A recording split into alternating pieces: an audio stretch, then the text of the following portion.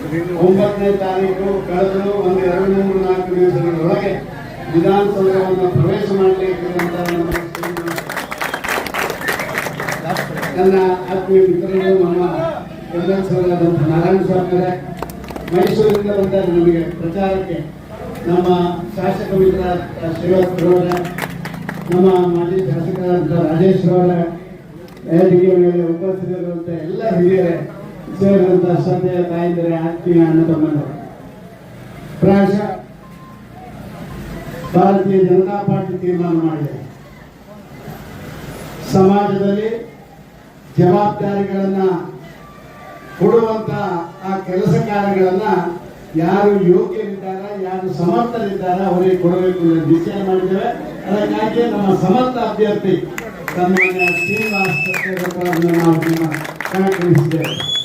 ಸಿದ್ದರಾಮಯ್ಯರ ಕೂಟಾಟಿಕೆ ಅಹಿಂದ ಅಲ್ಲ, ಪ್ರಾಮಾಣಿಕವಾಗಿ ಅಹಿಂದ ವರ್ಗದಿಂದ ಬಂದಂತ ಒಬ್ಬ ಸಾಮಾನ್ಯ ಯುವ ನೇತಾರ, ರಾತ್ರಿ ಹಗಲು ಬಡವರ ದೀನದಲ್ಲಿದ್ದರ ಎಲ್ಲ ಕಷ್ಟ ಸುಖಗಳಿಗೆ ಸ್ಪಂದಿಸುವಂತ ಒಬ್ಬ ಧೀಮಂತ ಯುವ ನಾಯಕ ನಿಮ್ಮ ಮುಂದೆ ಈ ಬಾರಿ ಅಭ್ಯರ್ಥಿಯಾಗಿ ಬಂದಿದ್ದಾರೆ.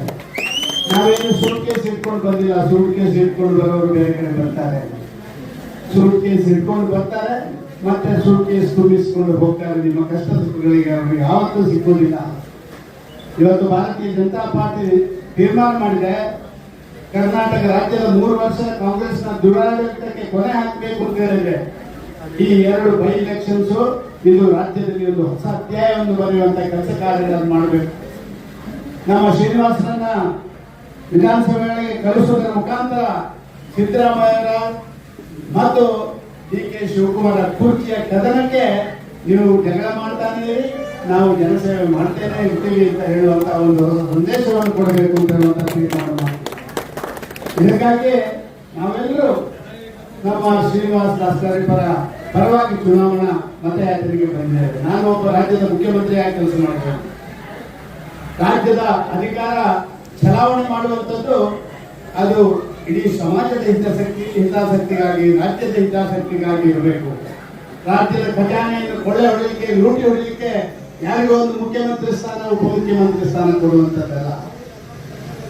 ಆ ಸಾಮಾನ್ಯ ಜನರಿಗೆ ಬೇಕಾದಂತ ಎಲ್ಲ ಸಕಲ ಸೌಲಭ್ಯಗಳನ್ನು ಕೊಡುವುದರ ಮುಖಾಂತರ ಅವರ ಆಶೋತ್ತರವನ್ನು ಈಡೇರಿಸುವಂತ ಕೆಲಸ ಕಾರ್ಯಗಳನ್ನು ಮಾಡಬೇಕು ಅಂತ ಹೇಳುವಂತ ತೀರ್ಮಾನ ಅದು ಭಾರತೀಯ ಜನತಾ ಪಾರ್ಟಿ. ಅದಕ್ಕಾಗಿ ನಾನೇನು ಹೆಚ್ಚಿಗೆ ಮಾತಾಡಲಿಕ್ಕೆ ಇಷ್ಟಪಡೋದಿಲ್ಲ.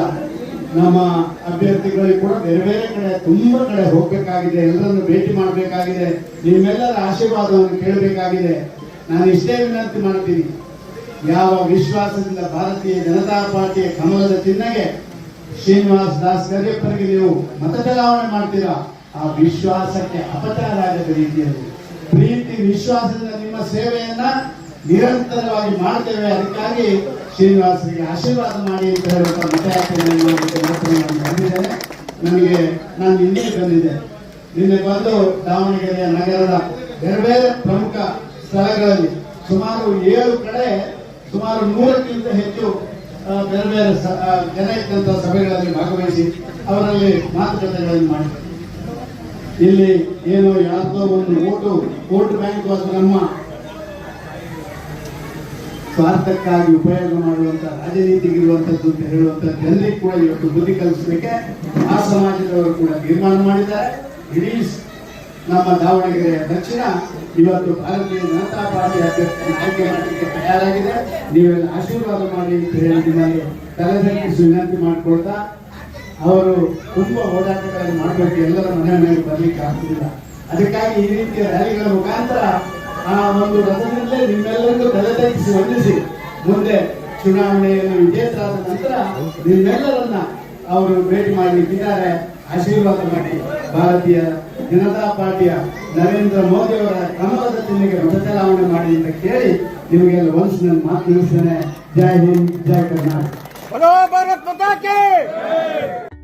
Your daily healthcare needs deserve the perfect combination of quality medicines and valuable offers. Explore a wide selection of pharmaceutical products while enjoying the added comfort of doorstep medicine delivery.